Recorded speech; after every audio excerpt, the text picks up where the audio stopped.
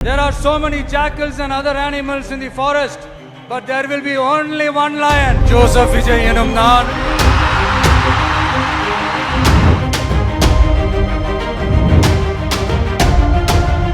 నమస్తే. తమిళనాడు రాజకీయాల్లో పెను తుఫాను. దశాబ్దాల ద్రావిడ కోటలను బద్దలు కొట్టిన ఒకే ఒక్కడు. 2026 ఎన్నికల ఫలితాలతో యావత్ దేశాన్ని షాక్కు గురయ్యేలా చేసిన పేరు జోసెఫ్ విజయ్ చంద్రశేఖర్. విజయ్ కేవలం సినిమా స్టార్ మాత్రమే కాదు, ఒక పొలిటికల్ ప్రాజెక్ట్. 2024లో పార్టీ పెట్టి 2026 కల్లా సింగిల్ లార్జెస్ట్ ఫోర్స్గా ఎలా ఎదిగాడు, 49 ఏళ్ల తమిళ చరిత్రను ఎలా మార్చేశాడు, విజయ్ ఫ్యాక్టర్పై ఇన్డెప్త్గా అనలైజ్ చేద్దాం. తమిళనాడు தான் టీవీకే தான் తమిళనాడు.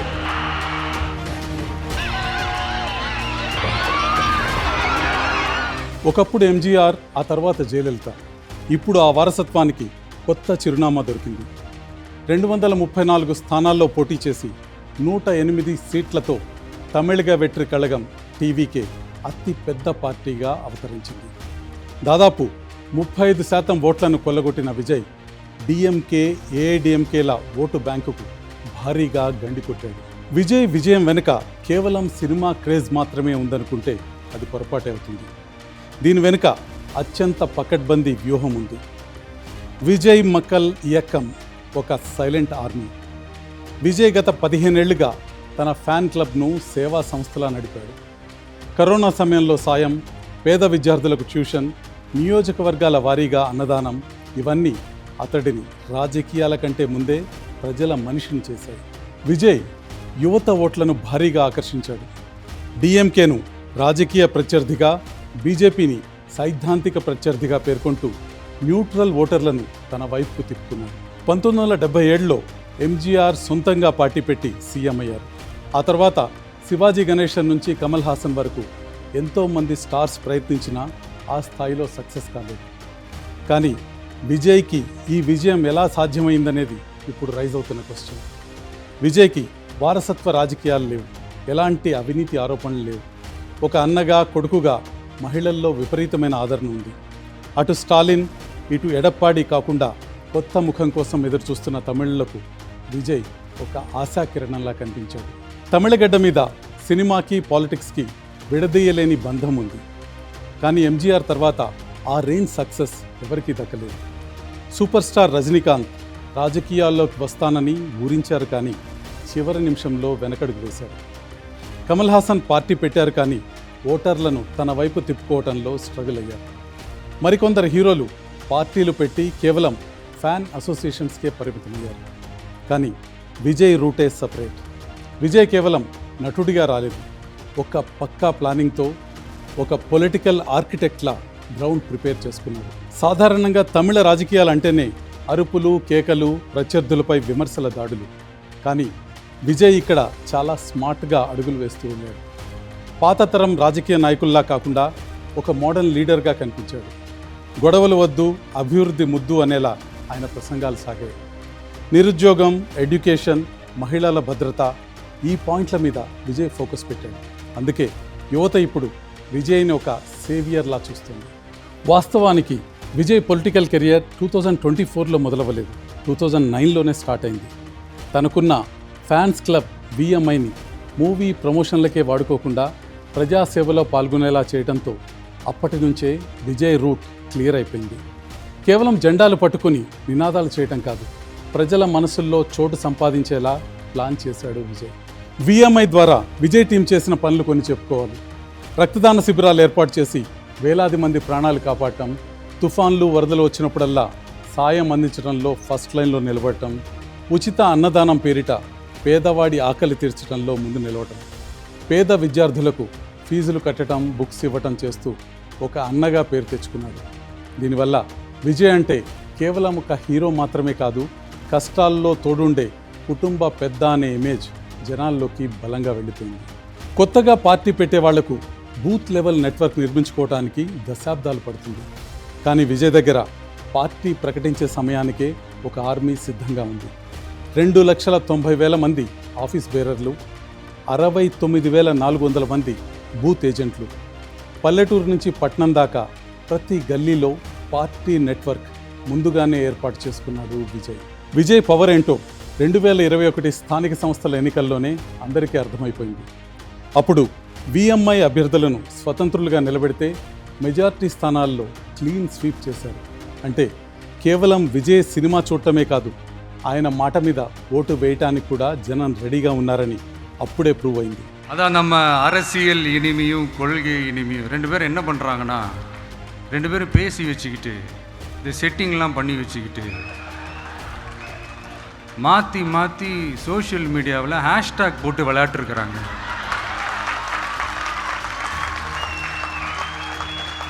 இங்கே என்ன நடந்துக்கிட்டு இருக்கு, அதாவது இவங்க 2 பேரும் அடிச்சுக்கிற மாதிரி அடிச்சுப்பாங்களாம்.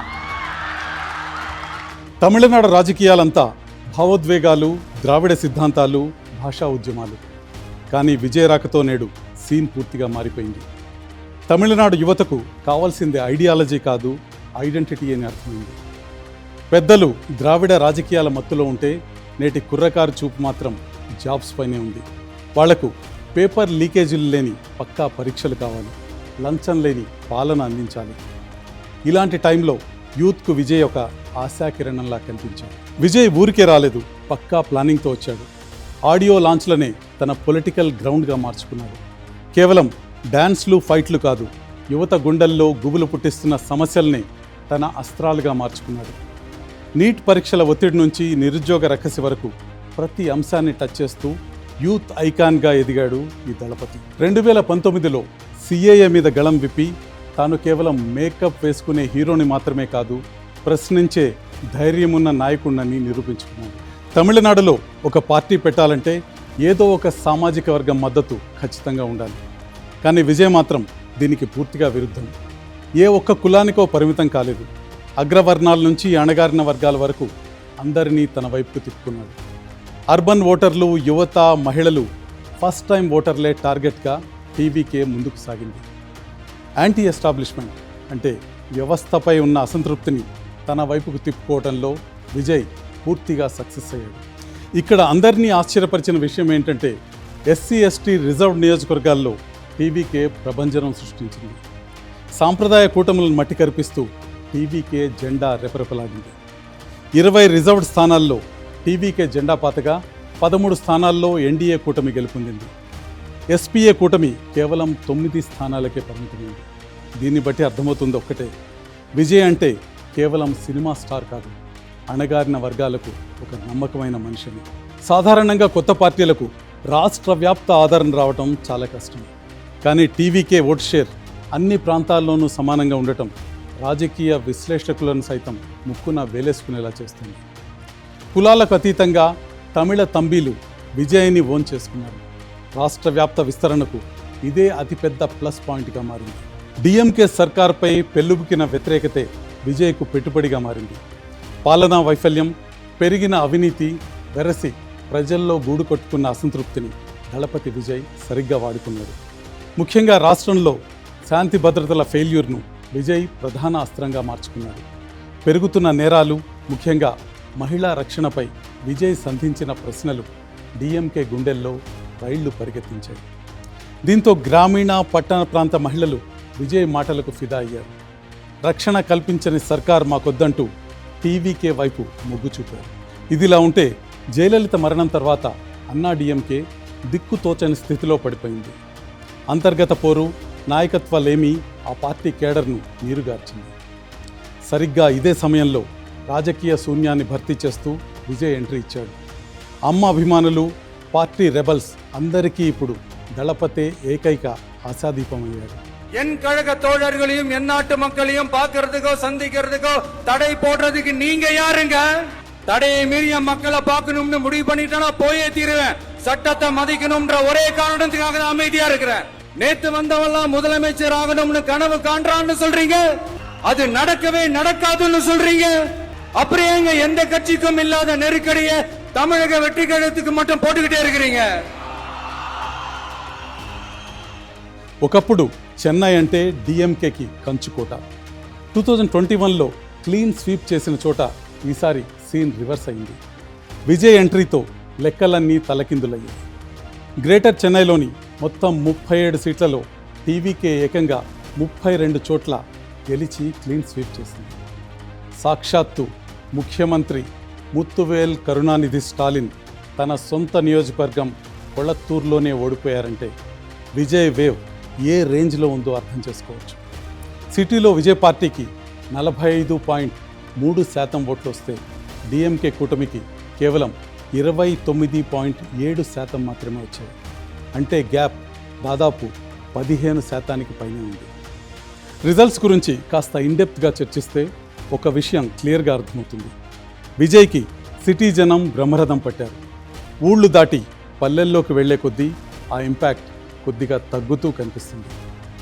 అన్ని నగరాల్లోనూ టీవీకే ఓట్ల శాతం 46.5గా ఉంటే టౌన్స్లో ఓట్ షేర్ 38.7% పడిపోయింది.